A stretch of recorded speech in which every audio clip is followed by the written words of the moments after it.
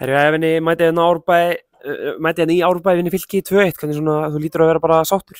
Já, gríðarlega. Bara í skífunum með spilamennskuna og að koma hérna á þennan erfið útivöll og ná í 3 geggjuð stig.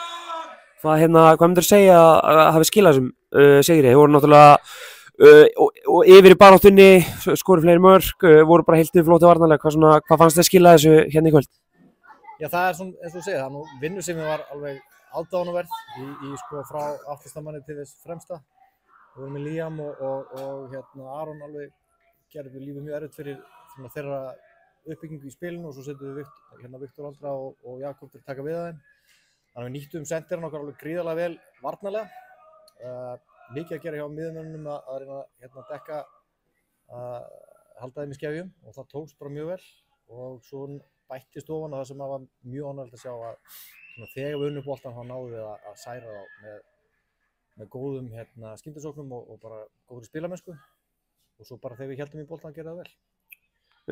Fylkismenn mikla munnan undir lokin, fór eitthvað þegar voru 4 mínútur eftir, fór eitthvað þig á bekknum?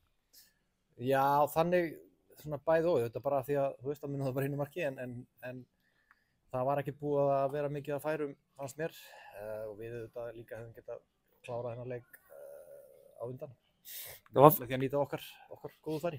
Þú segir fá færi, þetta var svolítið á köflum svolítið lokað.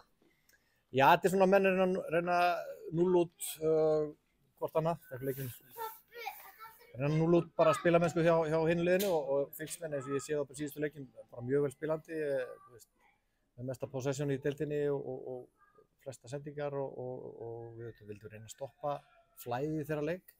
Og það auðvitað, þú veist, tekur aðeins úr sóknarleiknum hjá okkur svona þannig laga og svo eru þeir að reyna að gera það sama okkur þannig að þeir náðu ofta að skemma fyrir okkar uppbyggingu.